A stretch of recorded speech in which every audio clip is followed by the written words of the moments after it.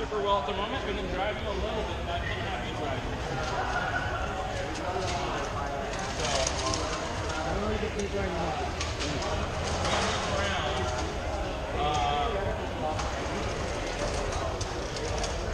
So can you get a closer look? Sorry? Yeah, I can't go on that. Not on the big one. This one.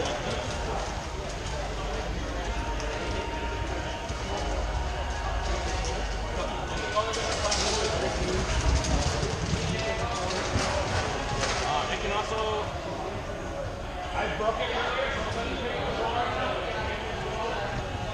What happens when you let the bolt drive? But normally you can go pick up the ball and then go and score.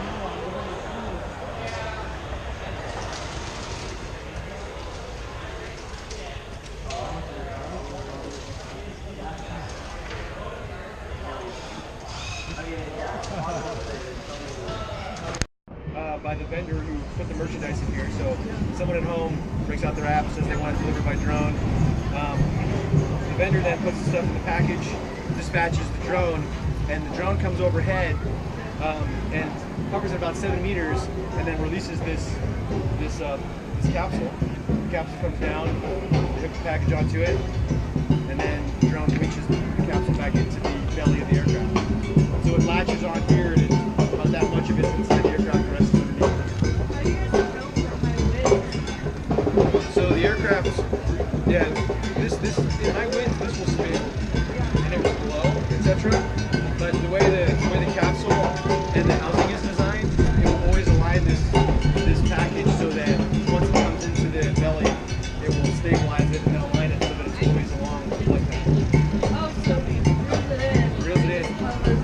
Yeah, as it gets closer, it'll move around, and then as it gets in there, it sucks it in, and then it aligns it. If you look underneath here, you'll see the package lines with the fuselage. Styrofoam? Yeah.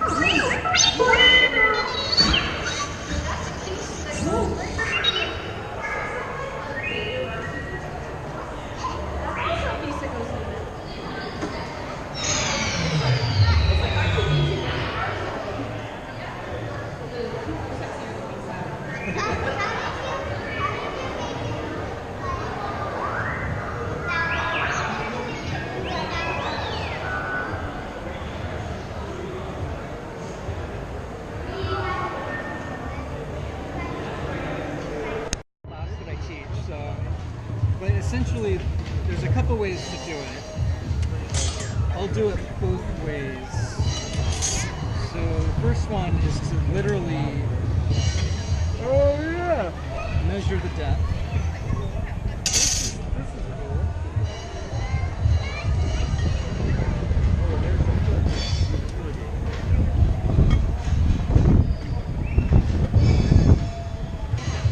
But the other easier way is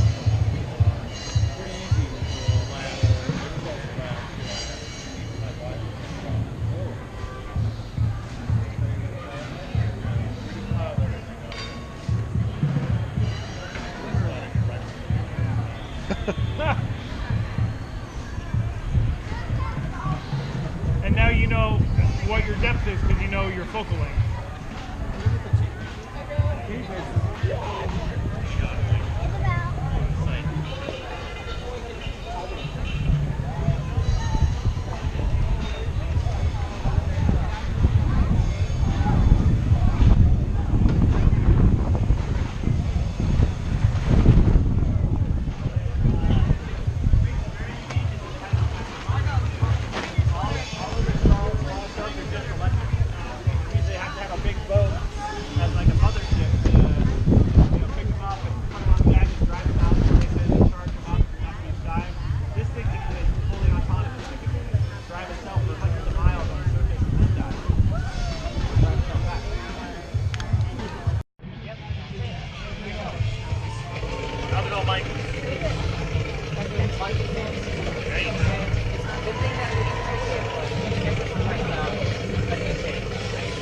This is a field trip day, and there's no rain, so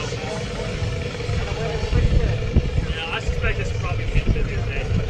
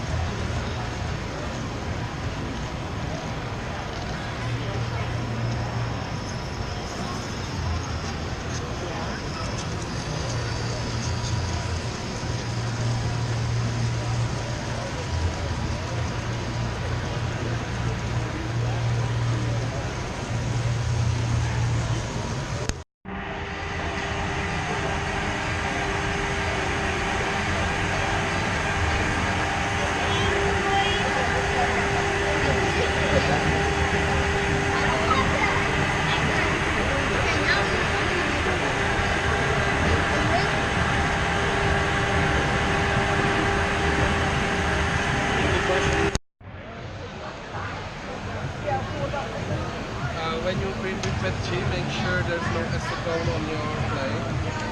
Then there's something unusual. Sticks like great 300 image flags, but no acetone.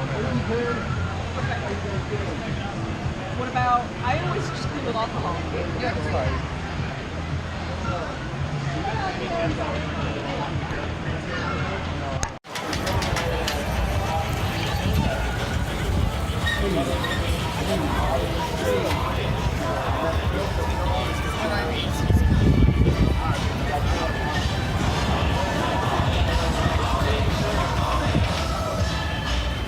Power in, and the pilot just sort of sits there anxiously hoping that everything's going to work when it fires up.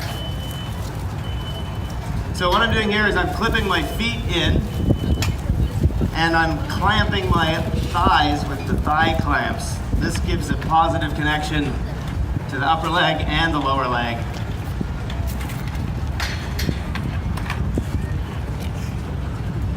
And my legs control the inside legs of the feet. My arms control the outside legs of the feet.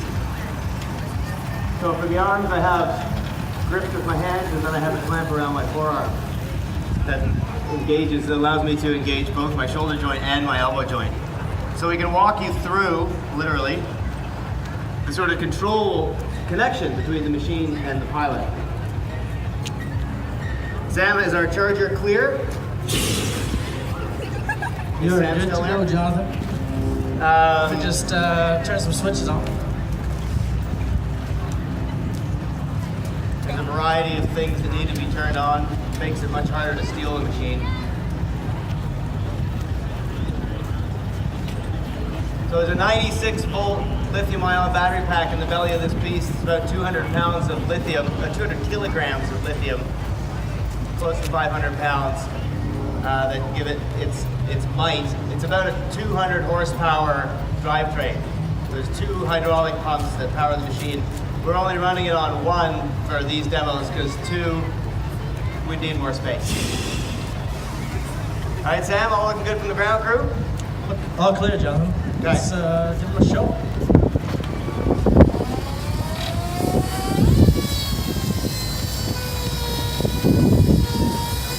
So now, as a pilot, the first thing you need to do is sort of figure out what part of the machine is connected to your body.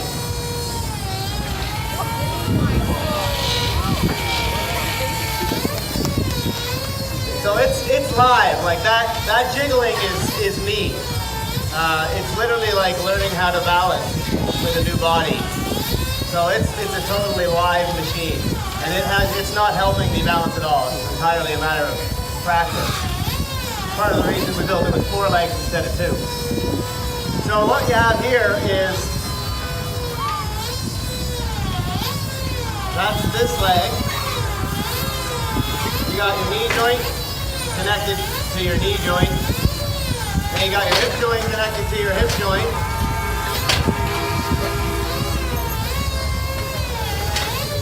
And then over here,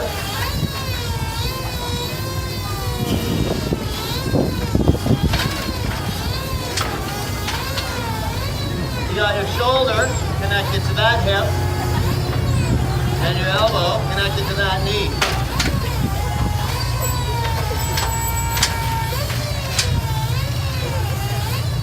So once you get up in here and you're comfortable standing, you can do a few drills. One of them is just bouncing. Kind of fun.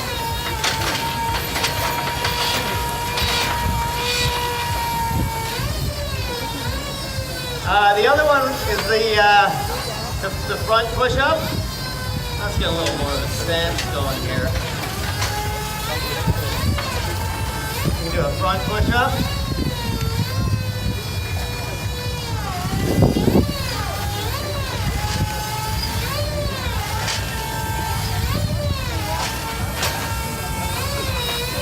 Do a back push-up. It's trickier because of the balance of the machine.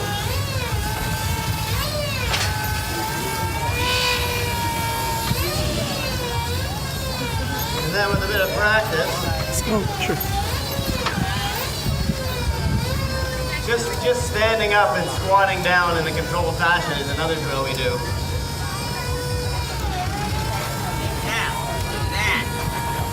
The other favorite is a chassis roll, where you can control the attitude of the chassis and your body. So you can see my arms and legs are actually kind of staying stationary with respect to the ground.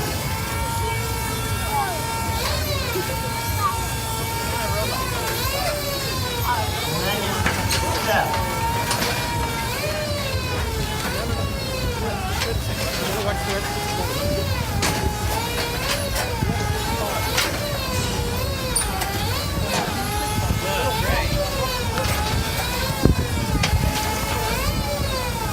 So one of the other drills is to try and float a little bit on two legs.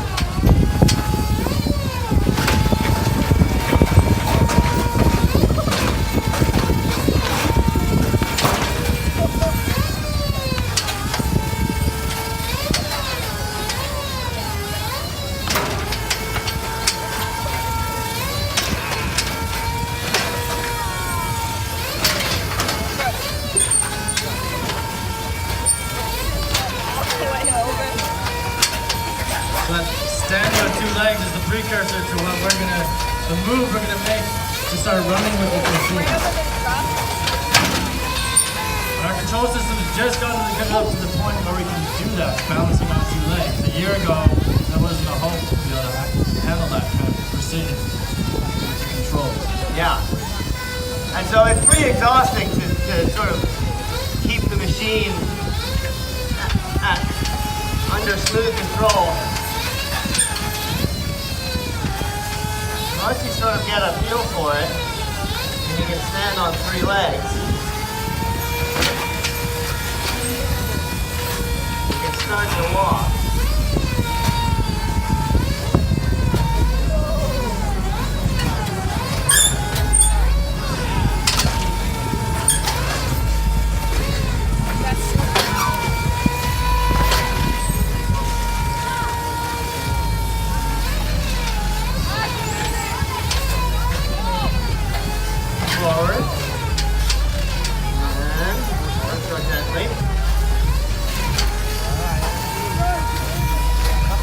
So if you haven't noticed yet, those big tusks out front and back, we call those the impact arms or the bumper bars. And as you can see, they've gotten a little bit of use. But they're in place so that when John does a face plant or falls backwards, they catch the machine. Each of those tusks weighs 250 pounds without the hydraulics attached to them. A bit of a beast to move around. But vital. To be able to learn how to use this machine.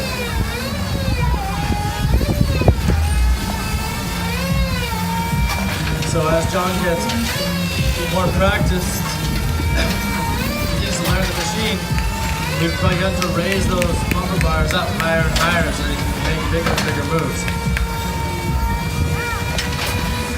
Last year they were nearly touching the ground.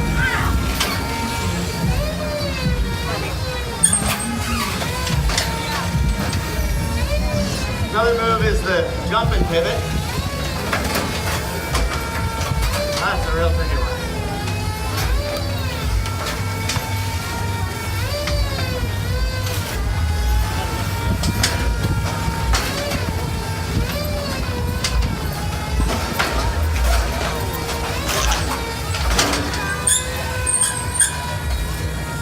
And then the bow.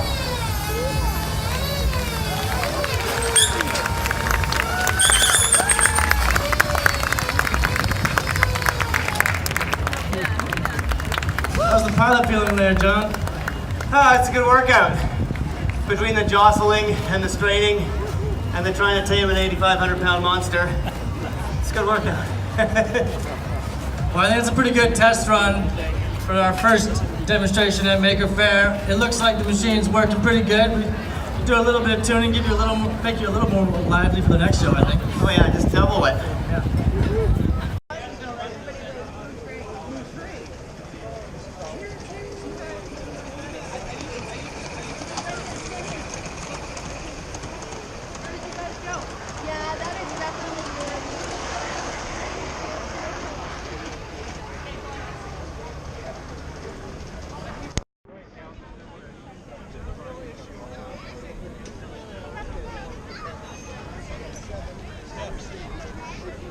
Oh! That's usually like where This way?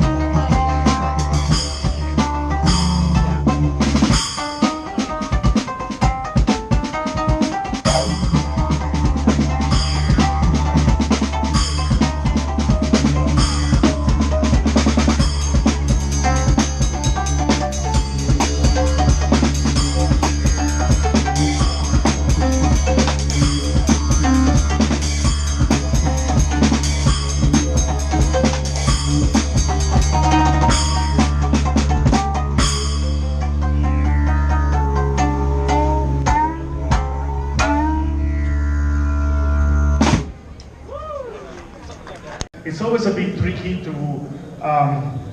work on something like this and stay true to the original principle of being simple. Stay simple, because there's always this pull to try to make it more complicated, more sophisticated, with like a gazillion features. But I think one of the nice things about this is that people, if they open it up, it only has like 6 or 7 buttons, so you know, it's designed to look not intimidating. Like, okay, you know, 7 buttons, I can learn this, you know, how difficult it can be. So in a way, staying true to that kind of mission of being simple is one of the big things. But also, you know, it's a big piece of open source right now. And so one of the things that I discussed here at the Maker Faire a number of times, for example, in this project that we used to call chainsaw, but it's effectively, we made steps to make it even simpler for people to port Arduino to new architectures. So we discussed this maybe a couple of years ago, and now it is a project that's kicking off and it's used on a number of versions of Arduino. And so one of the things that I'm going to be trying to do now is to reach out to a number of the other people who build Arduino for other architectures and try to join this project, because basically this removes 40% of the code and makes it common to all the people. So you can save time and energy, and we can kind of work together to make it simple and easier for people to run Arduino on multiple architecture. And so one of the things, you know, I would really want to talk to anybody who's responsible for porting Arduino on another architecture to join this thing. And you know, we're going to be doing better work and work less. So you know, what do you want more than that?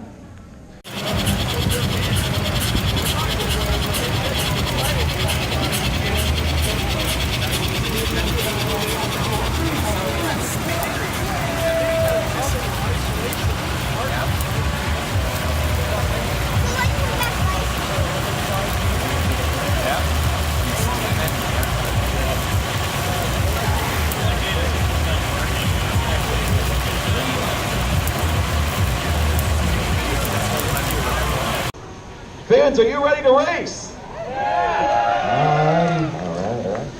All right, I'm gonna need all you guys' help counting down on this one. It's going to be a good one.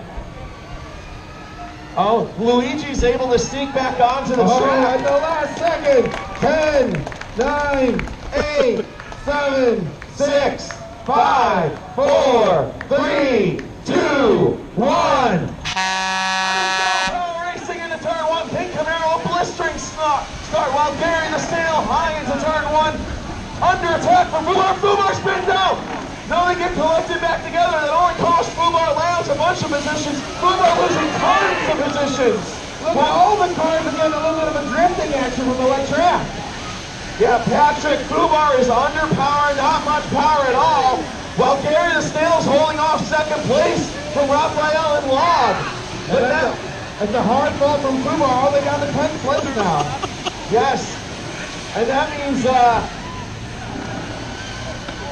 Business Lucha now moving into 5th place. While Gary the Snail, your second, third, and fourth is a very tight battle. Raphael trying to look on the outside, now the inside of Gary the Snail. We still got Pink Camaro out in front, Gary the Snail in second, Raphael third, Natural Log fourth, Business Lucha fifth. Business Lucha trying to find way, but NIMBY's made it past them.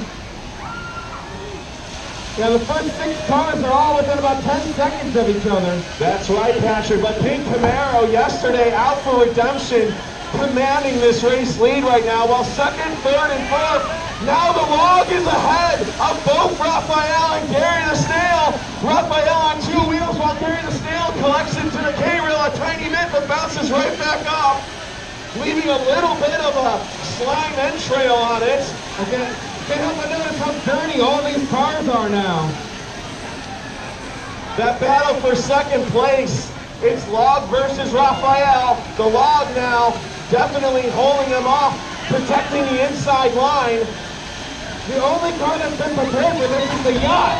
Oh, almost getting a little bit fresh. Business Lucha didn't like that one. No, Business Lucha did not like that at all.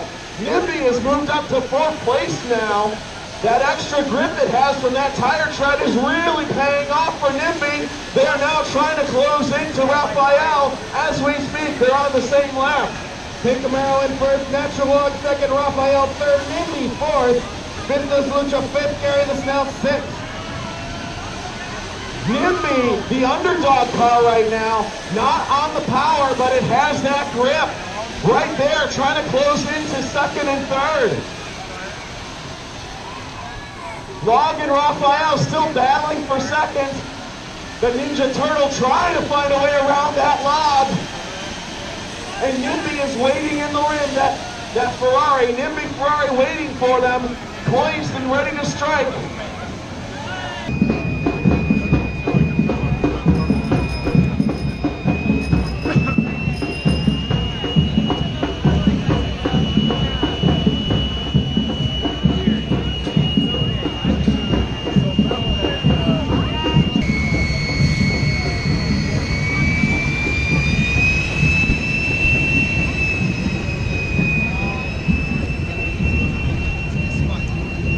This point,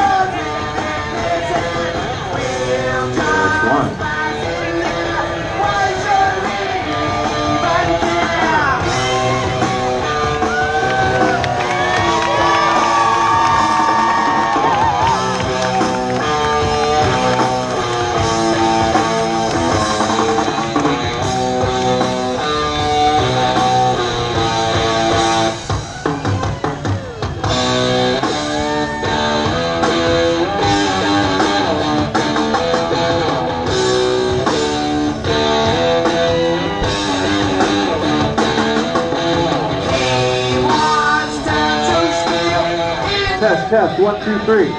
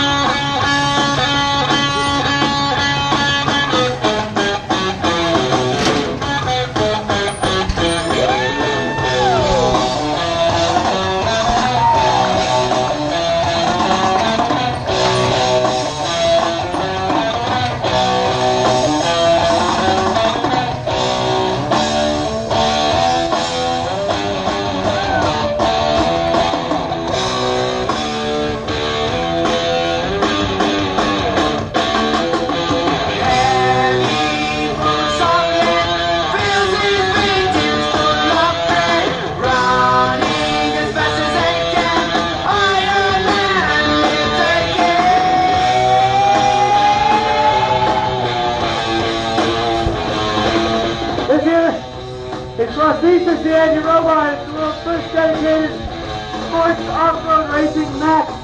It is floor waterproof set its pilot, I might advise. Woo! Anybody got a 20-foot umbrella? Yeah, no, this machine is built for the rain and the dust and the snow and the mud. It was an inspiration 12 years ago based on living in the BC West Coast, mountain riding mountain bikes. Wanted to build a machine that was all human skill. Thanks for coming out. See it in operation.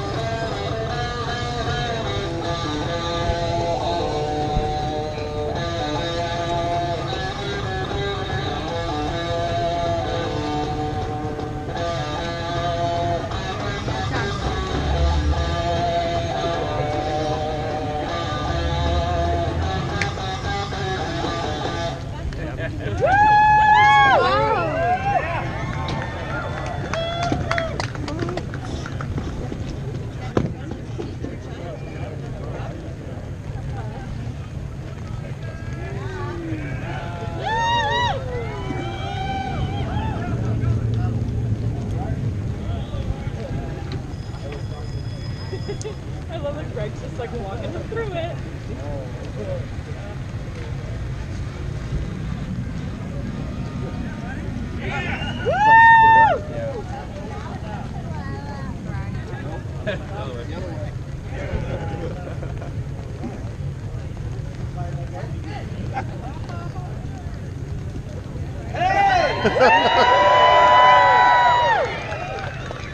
I feel like Diana Ross in Central Park.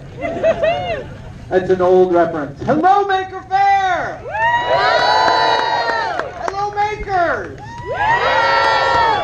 guys are so awesome for coming out in the rain. Holy hell, I want one of these so badly.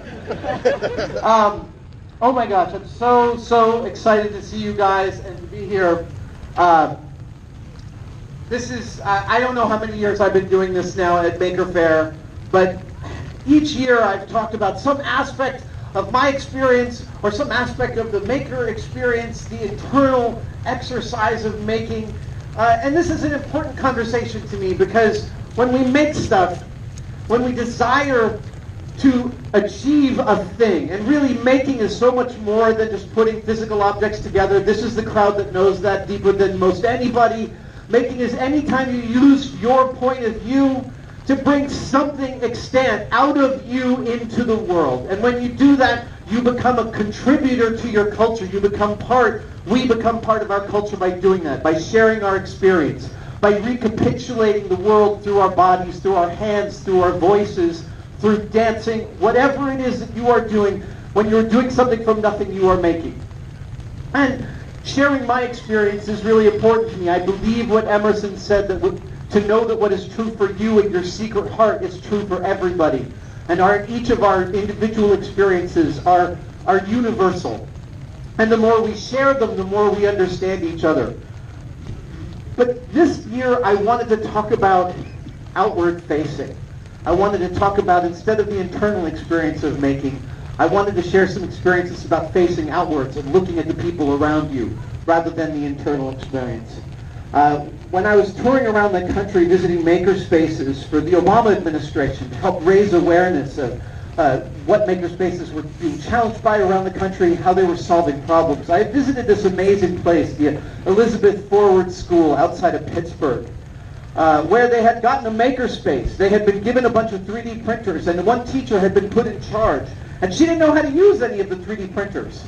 So she built a curriculum with her class where they figured out the maker space together. And then they went to a local old folks home where each of the young women in this school program was paired with a resident of the home. And they spent a semester iterating a product for the person they were paired with. Some way in which to make their life and their experience deeper of the world. It could be something as simple as something that helped them hold on to the remote better, or something that allowed them to reach something in the house. But what was really important about this exercise was that each student was outwardly facing. They weren't just solving a problem for themselves, they were interacting with another human being. And in that interaction there is so much positive, and there is also so much vulnerability, which means there's the potential for the negative. And unless we understand the responsibility of those interactions, we can harm each other. We can harm each other unintentionally. I have said over the years that one of the things that, hey, it's one of my bags, hi. Oh, it's Norm. Hi, Norm. Over the years, the people that really moved me, the early people that moved me in addition to my family, were the teachers.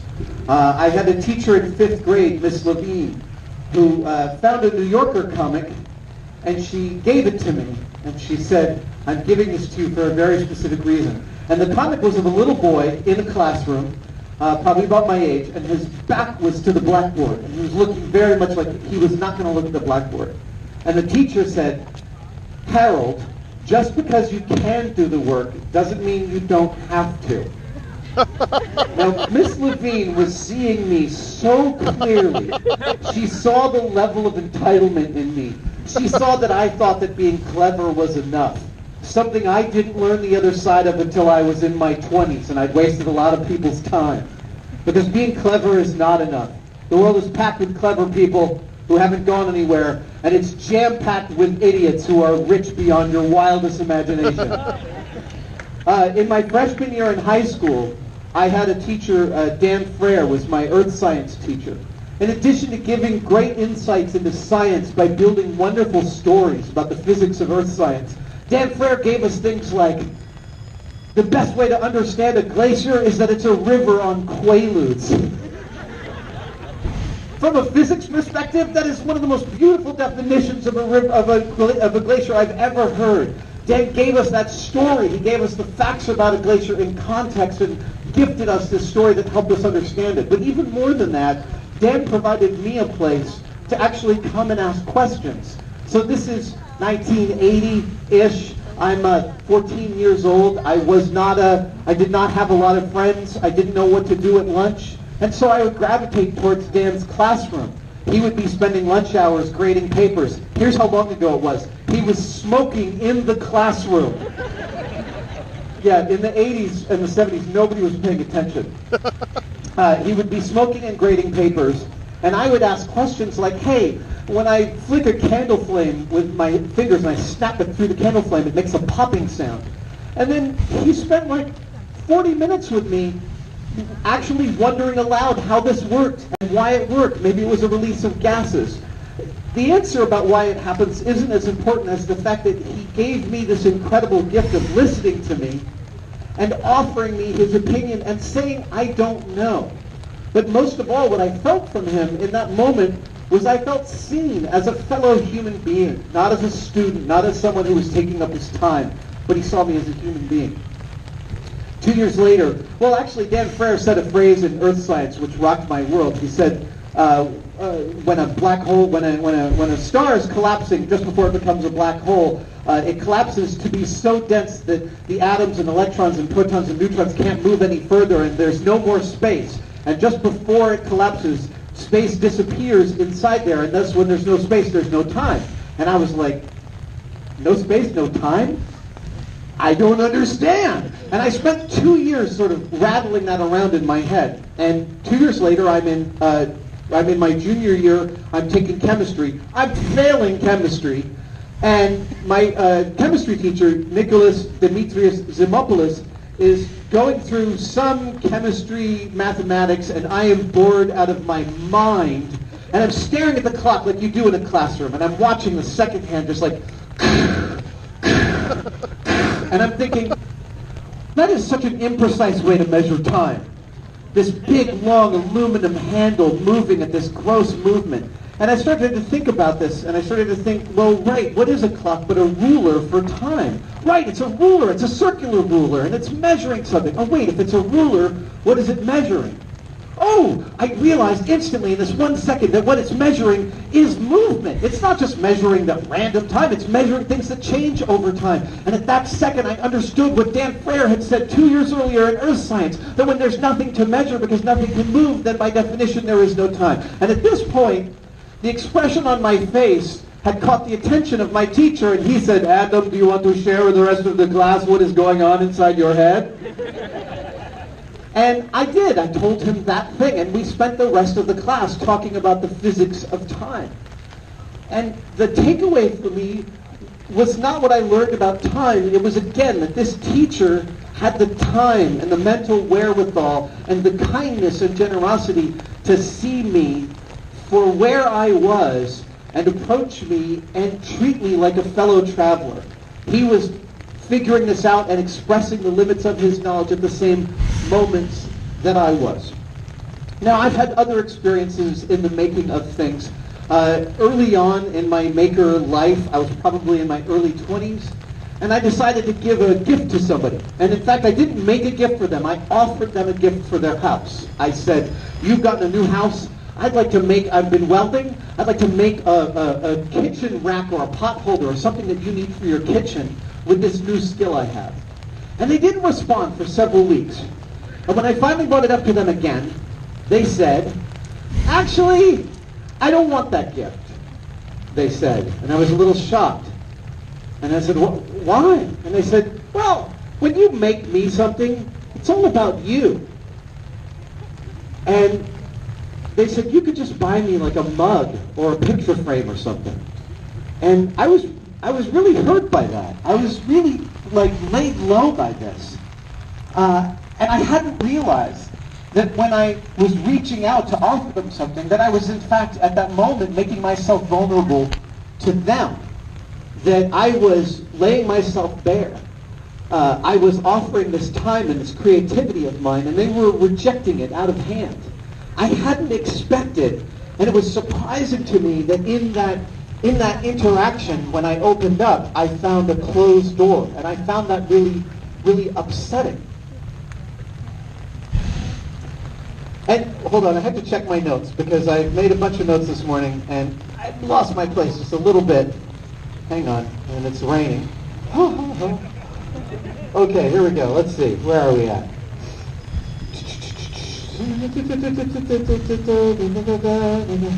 Right, okay. So, my wife was telling me this morning about a Harvard happiness study in which they asked a whole bunch of young people what would make them truly happy. And literally, like half of the respondents said being rich or famous would make them happy. Aside from the rich part, aside from the famous part, it turns out that over the many years of this happiness study, which has been going on for a tremendous amount of time, what actually made people happy, what actually increased their happiness, was the quality and the depth of the relationships they had with the people around them, their partners, their family, their friends, their community. And that is what I wanted to talk about this, about the outward facing of making.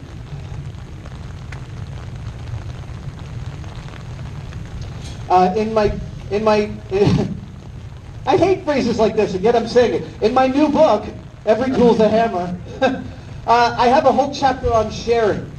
And sharing is so important to me. Not just sharing your work and sharing your tools, but sharing a whole list of things. Sharing your experience. That's what I've been doing here over the past 10, 11, 12 years. Sharing my experience with you in hopes that there's something that's useful. And as I hear backstories from you guys about the stuff that you've learned or stuff that you found inspiring or stuff that you disagreed with, I've learned more about myself. I've learned more about the process that I go through. Sharing your curiosity. Telling people the things that you're interested in. And not just, forgive me, when I say mansplaining, understand I am the origin story of my mansplaining. I'm a recovering mansplainer. And by mansplaining, I mean taking up someone's time to express something that I don't necessarily know deeply, but I love having the right answer. Boy, am I addicted to having the right answer. But I have come to realize at this part of my life that it's more important to be listening to the limits of my own knowledge and also listening to what the person in front of me might have to contribute. Sharing your techniques. This is not a crowd that needs to hear this, but it is really important that when we come up with something new or novel, that we share it with others. That technique you've come up with, that's not your bread and butter, that's not your livelihood, that's just an offshoot of your ingeniousness. And when you share it with somebody else, you're going to get more power back from the additions and the modifications and the suggestions that come back to you about the very techniques that you've been sharing. Sharing your enthusiasm, expressing the things that you love. Now on the flip side of that, we live in this culture where everyone's got a hot take on something. And the singular rule for any maker here is, of course, don't read your own damn comments. And why do we say that? Because people out in the world can be colossally shitty. Now that I think is worth a curse. I think it's worth cursing even in front of the children. Because listen, it's cool when adults curse, it's really gross when children do. But that's worth the curse. Because the fact that we expose ourselves and people out there can be really crappy is really bad. There's an ethos in Los Angeles which I want you to know about. Los Angeles is, of course, an entire city devoted almost singularly to the industry of making movies. And when you're in Los Angeles and you're hanging out with people who live in Los Angeles, you'll find people a lot more circumspect about expressing opinions about movies and directors and actors. And they're doing this because they swim in the water with all of these directors and actors and writers and filmmakers. And they've also been in the trenches. Every one of us who's worked in the film industry has worked on great films, but has also worked mostly on really terrible films. And we didn't put any less love into those terrible films. We worked really hard. We called it turd polishing. Because sometimes you put all your heart into something and it still makes a movie like one of the Matrix sequels. And you're like, oh, I wish it was better. But the fact is, it's really hard to make a good thing. It's really hard to make anything. And so, like, if this thing didn't move as fast as you wanted it to, would you call it a piece of garbage? But we so readily do that with movies and with television, and we're not thinking about the ways in which the people that worked on that production worked really hard to make it as good as they can. And sharing your enthusiasm means giving that enthusiasm to people and giving them the benefit of the doubt for the thing that they have built, for the thing that they put their heart and their time and their energy into. Sharing your opportunities. I will tell you that you can get any sort of little bit of notoriety and opportunities start showing up all over the place. And it's really hard to know which ones to take advantage of.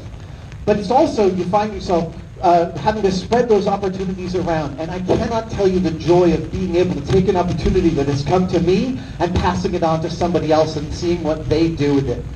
You will get many opportunities in your life. There are times you will not take advantage of those opportunities because it's not the right time, place, part of your life to do that. I exhort you to spread that opportunity around to someone else, to see if you can find someone else that can fulfill that task. Because when I am able to put two people together for a project that I don't necessarily have anything to do with, it pleases me so greatly. And it is such a gift to be able to give. And lastly, sharing the credit. We live in a society that is addicted to fame, and it is addicted to the idea of the singular creator. And I think this crowd, again, more than almost any other that I ever talked to, deeply understands that none of us does any of this alone. We are all supported by a mountain of people in order to explore the weird, wonderful, strange, indefensible yet vital hobbies that we all have. And we have those and we get to explore those because of the people that have supported us, because of the people that encourage us. Here's another story. When I was, I'm quite well known for having replicated the Blade Runner gun at least half a dozen times. The first time when I was 18, and I made it out of some model parts over about 3 months in my friend's apartment in Hell's Kitchen, New York. And then in the early 90s, I got hired by Jamie Heineman into the commercial television industry, specifically special effects, and my skills really increased. And after a couple of years of working for Jamie, I realized, oh, I've got some new skills. Maybe I could tackle the Blade Runner gun again.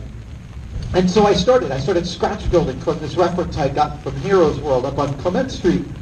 And this was, again, a months-long process, probably 2.5 months of just sanding small parts really, really precisely. And at that time, I had a really close friend. We were the kind of close friend that you're talking to like 2 or 3 times every single day. Like that, you're just almost living with this person even though they have a different apartment. And he had said to me, halfway through this Blade Runner gun project, hey, I think that thing you're doing is really neat. I think it's really awesome. And I can barely describe to you how uplifting it was to hear this friend of mine encourage me to do this thing that I was doing. Now I know that you all have friends and you love them, but I wonder if you're telling them enough that you support what they're doing. Because when you do, when someone in your life that's not necessarily related to you tells you that what you're doing is really cool, it gives you so much more energy. And there's endless amounts of it if you go looking for it with heart, I swear. It's really important to me as an employer, but also as a friend and a colleague, to tell the people around me when I think what they're doing is amazing and how exactly I think it's amazing. Because we all need that encouragement from time to time. Let's see here. Sharing the credit, listening. Yes, listening to each other. Okay. So lastly, this is the last part of my speech, and then I'm going to take questions from this wet and dedicated audience. We are in a difficult situation. Both politically, I don't care what side of the aisle you sit on, you're probably freaking out. And also environmentally. There's articles in magazines about life extension. I'm not sure if that's the limiting factor anymore. It might be what we've done to this planet. But if we make this out, if we make it out of this time, both politically and environmentally, if we make it out, the only way we're going to make it out is because we have listened to each other. The only way we're going to see a path clearly is to see how different each of our experiences of the world are. And the difference is really marked. I can't even describe to you. A lot of people think, oh, well, a guy who's handicapped is just like me, except he's got wheels. What you don't understand is that that handicapped person lives in a world that is fundamentally different than the world you live in.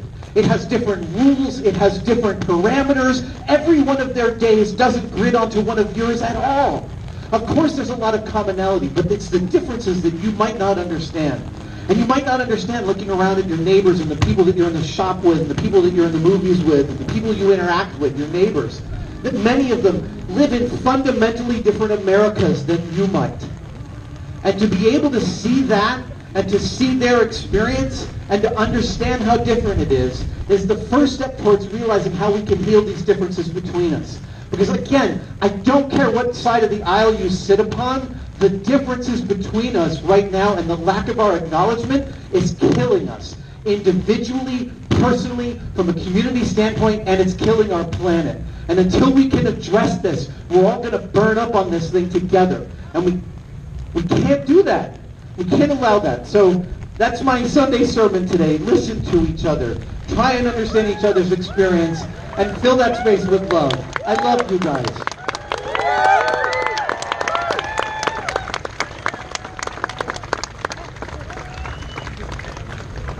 What's that? Oh, okay. We're getting a mic for the audience, but in the hi, Kate. Hi, Sean. Oh, everybody's here. Hello. Yeah, the Infinity Gauntlet. Don't snap. Don't snap. Okay. Let's see. Does anyone in the front row have a question they can yell out before we have a microphone? Yes, young man in the blue hoodie.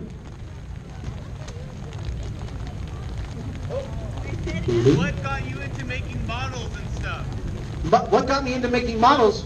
I was 10 years old when Star Wars came out.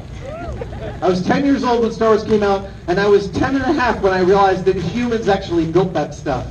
And I thought, oh, I want to build this. And let me explain. I saw Star Wars in the worst conditions possible. I saw it from the back seat of my parents' Toyota Corolla. Yes, in 1977 at a drive-in movie theater in Wellfleet, Massachusetts. And as we were driving away, so much. I'm standing in a bathtub, basically. Which is fine, because I love baths. We were driving away from Star Wars, and my dad, as he was pulling out of the parking lot, said, "Ha! That was a piece of crap!" And this was really significant for me, because my dad was my hero. I worshipped him and everything he did. And I had to confront the fact that it is possible that my dad and I can hold two completely different opinions about something. Where is the space? Where is the space? There is none. I had to conclude that my dad was wrong. It was very edible. I had to kill my dad in order to love Star Wars. You didn't think the answer was going to go that deep, did you? Where's our microphone? Still have, okay, yeah, someone over here, raise your hand. Here we go, over here.